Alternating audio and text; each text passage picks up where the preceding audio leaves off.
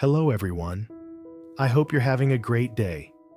In today's video, we're diving into a story full of secrets, suspicion, and betrayal, where Egan believes someone is trying to destroy him, and even the people closest to him might be spies.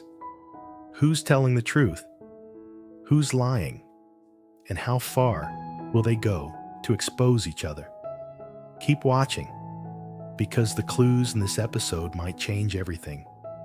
And if you enjoy this kind of storytelling, don't forget to hit that subscribe button so you won't miss the next videos. Floodwater shimmered like silver under the late afternoon sun, stretching across the fields where the storm had ripped through. Trees leaned sideways, leaves torn and scattered in muddy water. Egan sat stiffly on a bamboo stool in front of the old storage shed, his voice low and rough as he spoke. Last investigation, 2 guys chased me.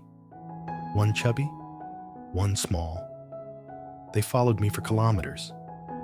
His construction partner, still covered in dust from work, leaned forward with a frown. Did you see their faces? Egan shook his head slowly. Too much rain. But they weren't random. Someone sent them. The partner's eyes narrowed. You think Mr. Tuan? Or Lin? Egan didn't hesitate. Ever since she signed those MB contracts, Lin's been watching everything I do, asking questions about my files, checking my schedule. She's planning something. The partner stayed quiet for a long moment before finally saying, You think they're trying to set you up? Egan didn't answer, but the silence said everything. The partner lowered his voice. All right, I'll help. But you keep this quiet. No one needs to know we're watching her. Neither of them realized that someone else was listening.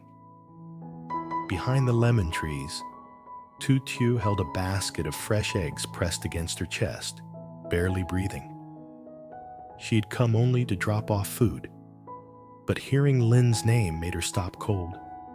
Lin used to be like a sister, someone she trusted, someone she admired. Now her name sounded dangerous. Egan continued talking, unaware of the hidden witness. You watch Lin from inside the company. I'll check everything outside. If she's moving money or working with Mr. Tuan, I'll find it. Wind pushed through the trees, making lemon leaves fall like tiny warnings. The partner shook Egan's hand. No one hears a word. I'm with you.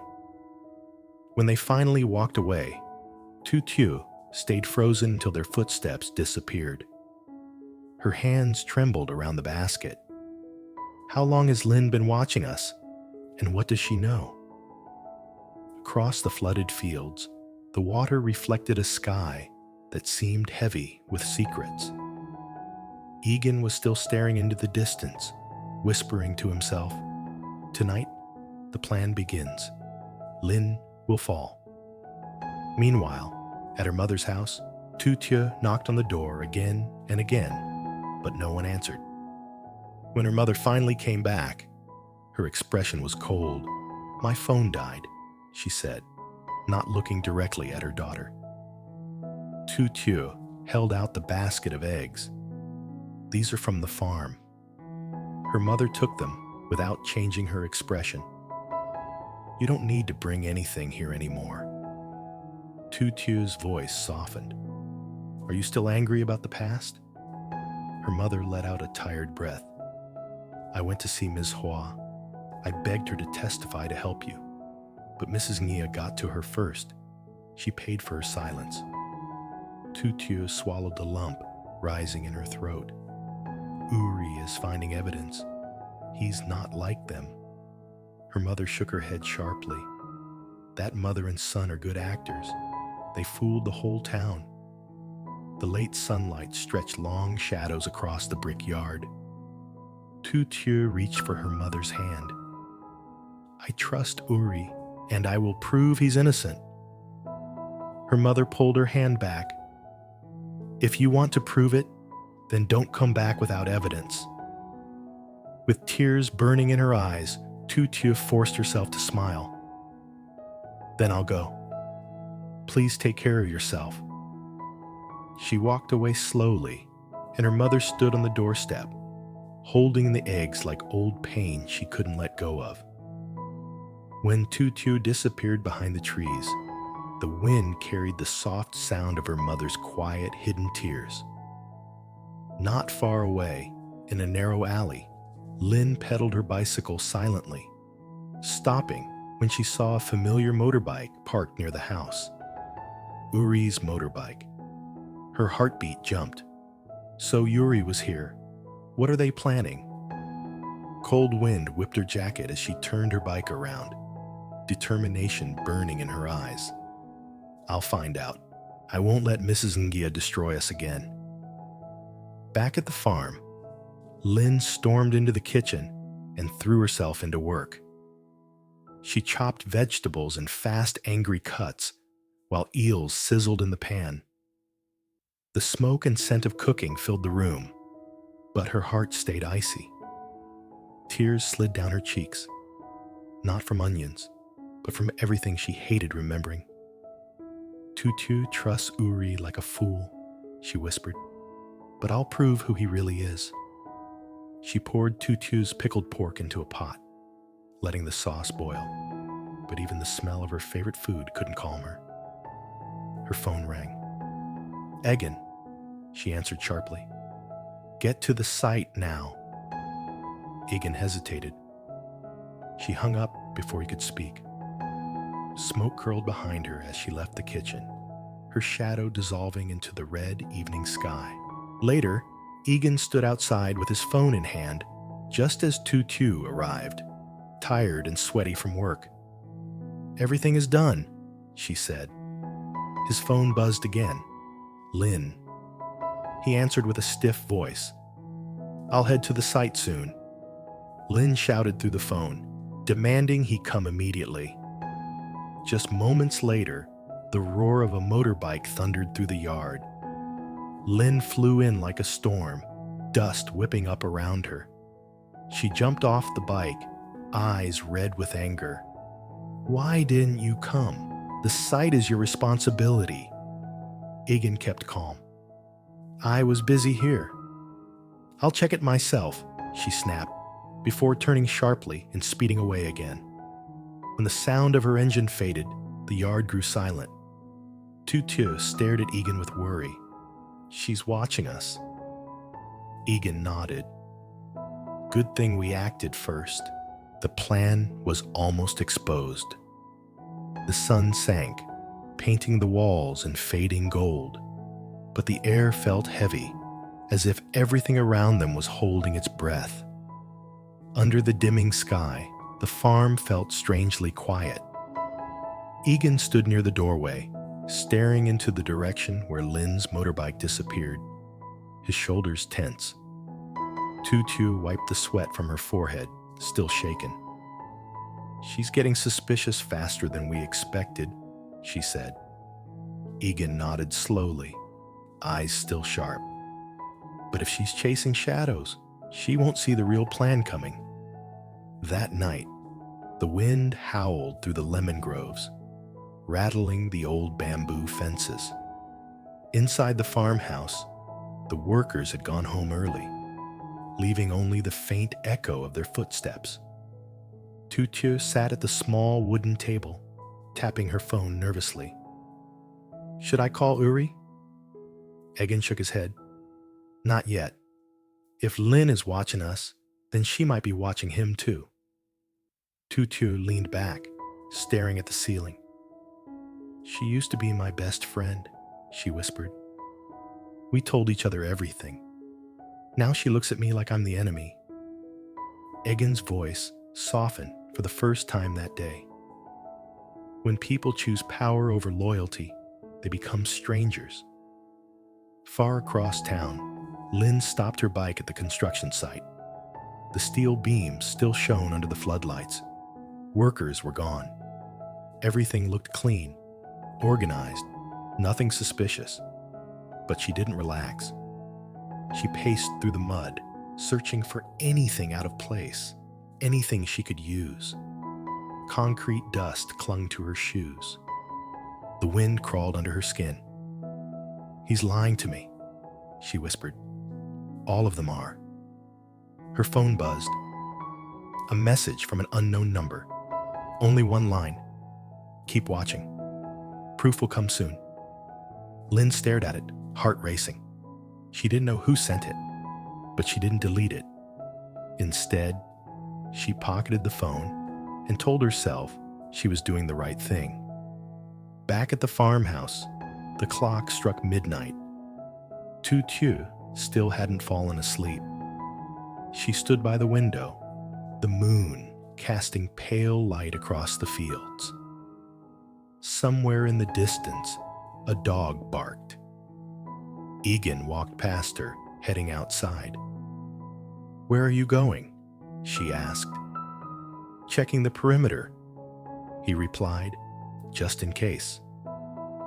He didn't tell her that he was thinking about those two men from before, the chubby one and the small one. Their muddy footsteps on the road, the sound of heavy breathing behind him. He had escaped once, but whoever sent them wouldn't stop. By morning, the sky was cloudy again. The air smelled of wet earth. Workers returned, engines rumbling, boots stomping across the yard. Tu Tieu forced a smile and gave out instructions, but her mind wasn't present. Every time a phone rang, she flinched. Every time someone mentioned Lynn, her stomach tightened. Yuri finally arrived just before noon. He stepped off his motorbike, eyes tired but determined. "I found something," he said quietly. Egan led him into the storage room where no one else could hear. Uri pulled out a small folder stuffed with papers. Financial reports, transaction lists, and proof that Mrs. Nia transferred money months before the trial. Lynn probably knows nothing about this, but Mr. Tuan does. Egan took the papers, flipping through them quickly.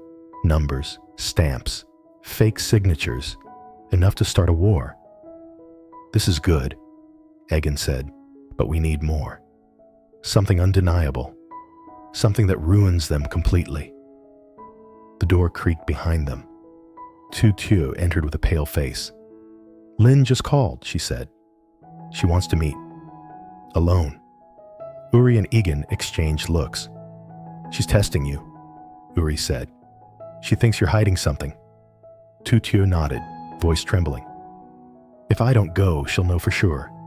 If I do go, she might trap me." Egan stepped forward. "You won't go alone. I'll follow at a distance." Uri shook his head.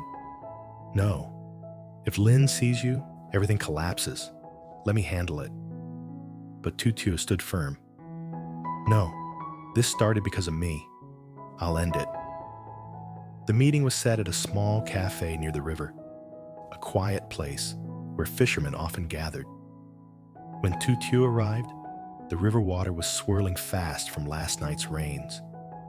The wind carried the smell of wet mud and diesel. Lynn was already there, sitting at a corner table, sunglasses on, even though the sky was gray. She didn't smile. She didn't greet. She only asked one question. "Where was Uri last night?" Tu Tieu kept her breathing steady. "Working. Same as always." Lynn leaned forward. "Don't lie. I saw his bike near your mother's house." The accusation hit like a stone. Tu Tieu's throat closed, but she stayed calm. "He brought medicine. My mother wasn't feeling well."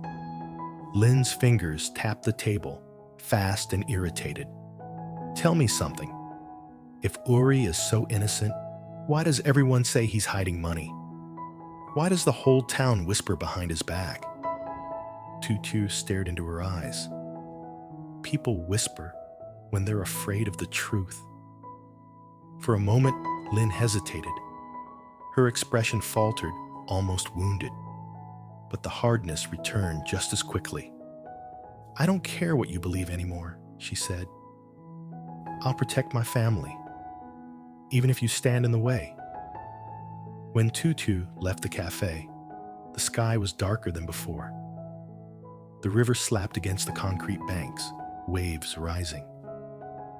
She didn't see Yuri waiting behind the fishing boats, watching every movement. She didn't see Egan farther down the road, keeping his distance. She only felt the cold wind on her face and the heavy knot tightening in her chest. Something was changing in Lynn. Something dangerous. That night, the farm was restless. Workers whispered about seeing strangers near the fields. The dogs barked every few minutes. Yuri stayed close, climbing onto the roof to watch the roads. Egan paced along the fences, flashlight in hand. Tu Tieu could barely sleep. When she finally drifted off, she dreamed of footsteps behind her, of water rising, of voices calling her name. When she woke, her heart was pounding. Just before dawn, a truck engine approached the farm. Yuri jumped down from the roof. Egan grabbed a shovel. Tu Tieu rushed outside, and a white truck stopped by the gate. A man stepped out, Mr. Tuan's driver. He held a small envelope in his hand. "Delivery," he said calmly, placing it on the ground before driving away. Yuri picked it up. Inside was a single photo. Tu Tieu and Yuri standing together near the lemon trees. Someone had been watching them. There was also one sentence written in red ink. "Choose wisely before someone gets hurt." No one spoke. The morning air felt frozen. Egan crumpled the paper in his fist. "They're trying to scare us." Yuri shook his head. "No. They're warning us that they're already close." Tu Tieu looked at both of them, voice shaking but steady. "Then we don't run. We fight." And just like that, something hardened in her eyes. The girl who once cried over rumors and gossip was gone. In her place stood someone ready to take back everything stolen from her.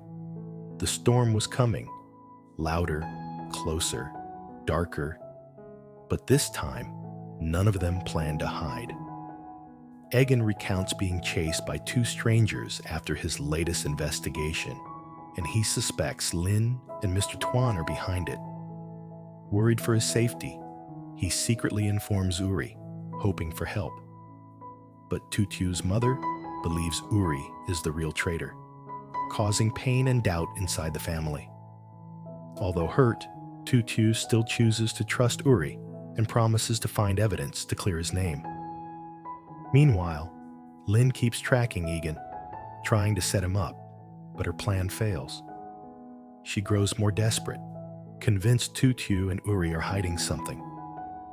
Tension rises as lies deepen, trust breaks, and everyone watches one another. In the shadows of the farm, the company, and the village, no one knows who is honest and who is playing a dangerous game. The truth is close, but so is the next betrayal.